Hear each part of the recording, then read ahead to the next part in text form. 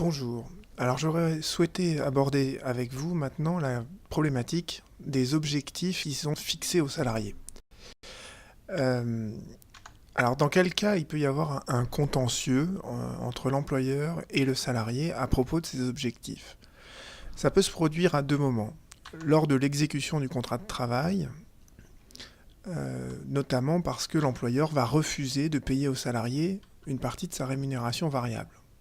Et la question qui peut se poser, c'est les objectifs qui étaient fixés aux salariés, étaient-ils réalisables? Est-ce que on peut véritablement reprocher aux salariés de ne pas les avoir atteints et en tirer une conséquence sur le montant de sa rémunération variable? La question se pose bien évidemment aussi lors du licenciement. Et notamment, l'employeur peut licencier un salarié, et un des motifs invoqués dans la lettre de licenciement est que la qualité de la prestation de travail du salarié n'a pas été à la hauteur de ce qui était espéré de lui.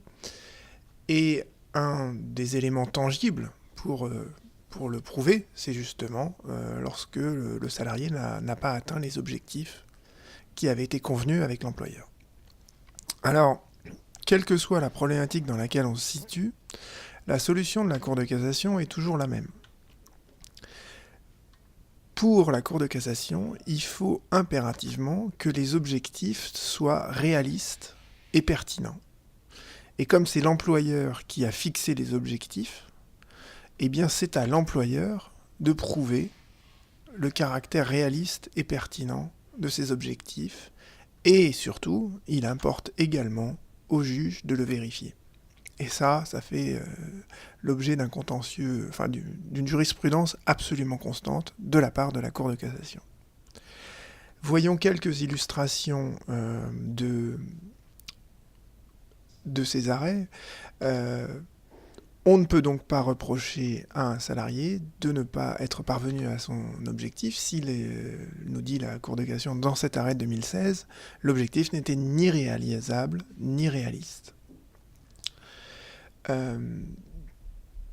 De la même manière, vous voyez bien que c'est l'employeur qui fixe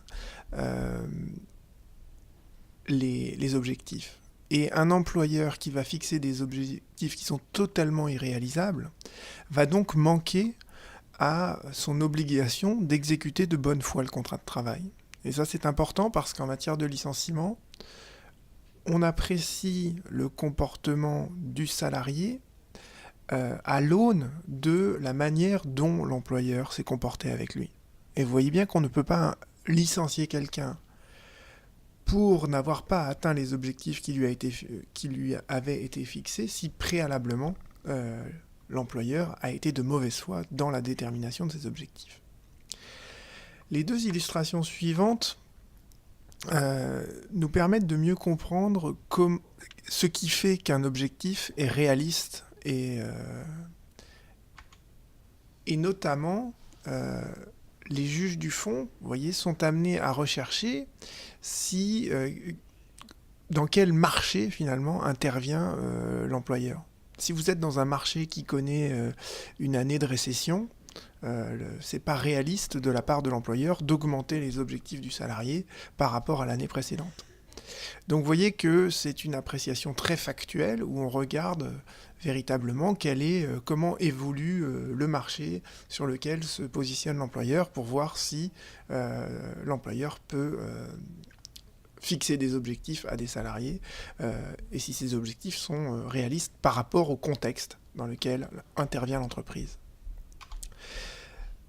L'appréciation est également factuelle de manière presque encore plus poussée lorsque les juges, par exemple, vont regarder quelles sont les conditions d'exploitation d'un magasin. Donc là, on ne tient même plus compte du marché sur lequel intervient l'entreprise, mais là, on va regarder véritablement comment ce qui se passe dans l'entreprise, et surtout, on va également regarder la marge de manœuvre du salarié.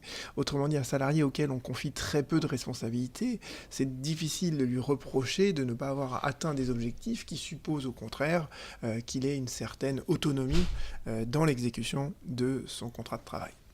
Mais vous voyez bien qu'à l'aune de ces 4 exemples que je viens de vous donner, c'est une question qui reste très factuelle, donc c'est quelque chose qu'il faut plaider dans ses conclusions devant un juge. Mais la Cour de cassation considère que toutes ces questions-là relèvent de l'appréciation souveraine des juges du fond, c'est-à-dire qu'on ne peut pas faire un pourvoi sur ce point. Il faut que la décision soit motivée, ça c'est important, mais la Cour de cassation, la seule chose qu'elle va vérifier, c'est est-ce que cette motivation existe. D'accord, elle n'ira pas regarder si cette appréciation elle était pertinente ou pas pertinente. Ça pour elle c'est une question qui est purement factuelle. La seule chose qu'il faut c'est que les juges se soient posé la question et que leur motivation le fasse apparaître. Et en conclusion donc, vous voyez que la problématique de l'atteinte des objectifs qui sont fixés par l'employeur, elle s'articule autour de 2 temps. Et la motivation des juges du fond doit le faire apparaître. La première question qu'on peut se poser, c'est est-ce que l'objectif a été atteint ou pas ? Mais deuxièmement, il faut également se demander est-ce que l'objectif était réaliste ? Et dans une décision, si le juge s'arrête au premier temps du raisonnement et se borne à dire le salarié est fautif parce qu'il n'a pas atteint ses objectifs, ça c'est une motivation qui est insuffisante. Il faut voir s'ils ont été atteints, mais il faut également déterminer s'ils étaient réalistes. Je vous remercie,